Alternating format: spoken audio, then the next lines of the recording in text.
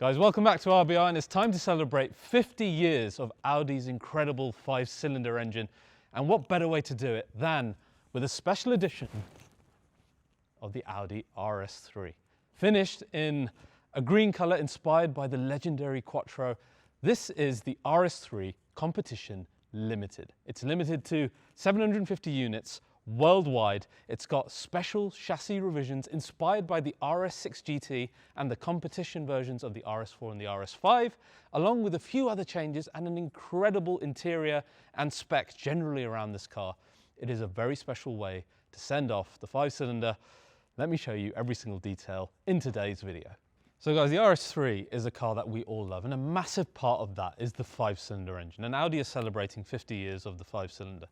Why is it special to us? Because it sounds absolutely incredible with its unique firing order of 1, 2, 4, 5, 3, opposite to each other, and it makes that wonderful burble. And that 5-cylinder story, well, if you enter my technical domain and we go a little bit into the past, started with the Audi 100 C2, which was a pretty normal looking car and the only reason they used the 5-cylinder was actually space saving, etc., because they didn't want an inline 6.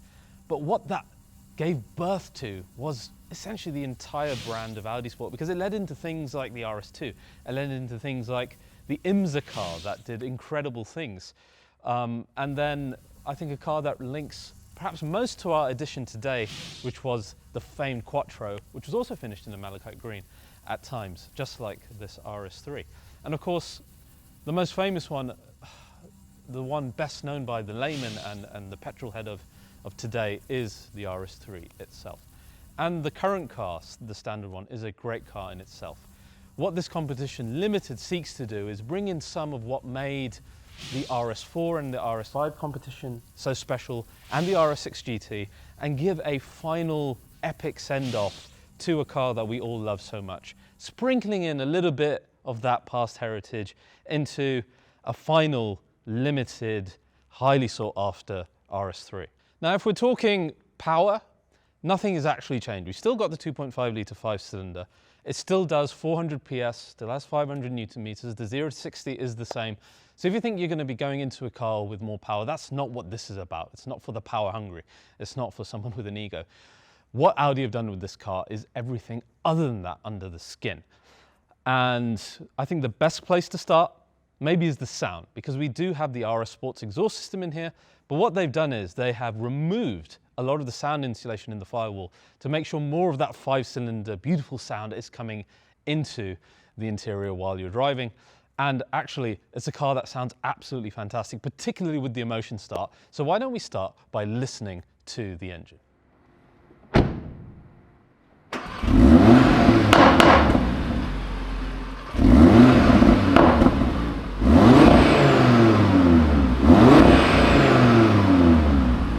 Now, the big story in this car is that this is the only RS3 that gets the factory coilover suspension, just like we saw in RS6 GT, just like we saw in the RS4 competition.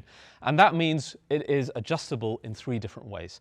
On low speed compression, high speed compression, and on rebound. You get a little toolkit, which is really cool. It's really simple to adjust, and it's quite a gorgeous looking thing as well. The springs that they've given you in the car are red colored. It all feels really quite special, but other than feeling special, the point of this is being able to tailor this car under so many steps of change to your own personal preference, whether that's more comfort, whether that's more daily usability, or whether that's track driving. And the driver actually gets a guide with the car how to adjust this for themselves. And as we found in RS6 GT, as we found in the competition cars, though it seems like an option that wouldn't make a huge difference, in the first 100 yards, it's something that you feel immediately as a driver, and it really endears you to the way that the car then begins to handle and the way that the car maintains road contact. And the final change in terms of the chassis is a new tubular anti-roll bar on the rear, which is thicker and is going to help with the rigidity, and our spring rates on the rear are 80 Newton meters more as well. In terms of the RS torque splitter, exactly the same as the standard car. So the ability to go into the rear driven mode and that great ability to control the power between the rear wheels. And finally, we have carbon ceramic brakes as standard on this edition, which means we are saving around about 10 kg overall as well. And they come in that lovely red caliper finish. So all of those changes identical in the sedan, and then essentially what you end up with is, I feel it's a car that a driver and an enthusiast and an Audi fan is going to appreciate more given these changes. Like I said, it's not about power or about ego with the numbers. This is about understanding that this is an RS3 that is much closer to the best that Audi Sport has done in recent years. Now the technical side is one thing, but one thing that's really important with a limited last version of a loved car from a loved brand is that the aesthetics have to be on point. And there's quite a few things that Audi Sport have done on here to make this car feel more special and to link to its heritage. One of the coolest things, because this is 50 years of the 5-cylinder, is I want you to watch the Matrix headlights here, and you will see the firing order when I unlock the car. That is by far and away the coolest light sequence that Audi have ever done, and they do some amazing light sequences. So that was literally the firing order of 1, 2, 4, 5, 3, just like the 5-cylinder, and it's a great start whenever you open this car up. Now, when you look at this RS3 Competition Limited, it looks wider than the standard car. There's a number of reasons for that and a number of changes that they've made on the front end to give that almost that illusion. So the first thing is you'll notice, of course, the canards on each side. And when you look at these, I want you to know that they're in matte carbon fiber, and that is a real theme around all of this car. They look great and they look very different to what you find in the standard car. And the other thing you'll notice then is the split front spoiler lip. You see it split, it's only on each side, and again, it gives the way that you have the symmetry between that and the way the bonnet looks and the shape of the grille, it makes it look wider and more aggressive. Let's do that firing sequence one more time because it's so cool. I love that. So your front end then looking wider, more aggressive, different to the standard RS3. You'll also notice here, like we saw on RS6 GT, and that is the heritage badge with their heritage colours, like on the IMSA car, which is great. And of course, you've got the modern Audi logo here. And this paint is lovely. It's very difficult to see in this room, sadly, because we're surrounded by white flooring, which isn't great for reflections, but this is a wonderful paint shade. Malachite green, I think, is going to be the most popular colour for this particular car. You do have two other options. One is the grey that you see over there, and there is a matte alpine white as well, I believe it's called, available. But yeah, the green is the way to go, come on. Now, as we come to the side of the car, of course, you'll notice the gold wheels, which I think really suit this. They look great. They look great, particularly when put next to the green paintwork and the red carbon ceramic brake calipers. It all just ties together really, really nicely. Side profile, typical RS3, and then you'll notice the details within the sides, for example, on our side sills, where again you have the matte carbon fibre. We have the matte carbon fibre here on our wing mirrors as well, and etched into our window is the model name as well. The rear sees a few changes as well. We've got a revised roof spoiler here, which is also made of matte carbon fibre. However, it's got an additional gurney on top here in order to balance with the changes on the front aero. And that, again, it gives it a slightly different look to the standard car. The exhausts also have a covering around the diffuser, which is of matte carbon fibre, and the rest is then gloss like you find in the standard car.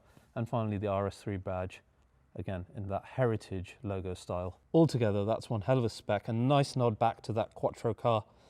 And when you compare that then to the grey sedan, which still looks good, you can still notice that it is an RS3 competition, particularly thanks to the front splitter and the canards, but really the green just looks incredible. I'd love to see what the sedan looks like in a green. I'll be waiting for that. I'm sure someone internationally will order it.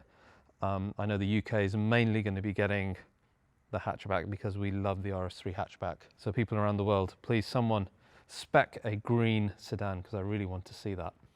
Sedan, of course, looking identical on the front. You can really tell with the canards and the splitter. And then, of course, it's got its unique profile on the rear with the matte carbon fibre boot spoiler, which is actually quite substantial looking. Now, jumping inside the car, you do get a nice welcome to do with this particular edition, where your entry light says RS3 Competition Limited, and the nice thing is it's actually on all four doors, which is good effort. But much better than that is the overall interior in this car. It is a really, really nice spec. You can kind of see I'll show you the details in a sec, but how it marries with the outside, with the contrast between the black Napa leather and then what we have is essentially a gold theme in the middle of our seats. And it looks really, really nice.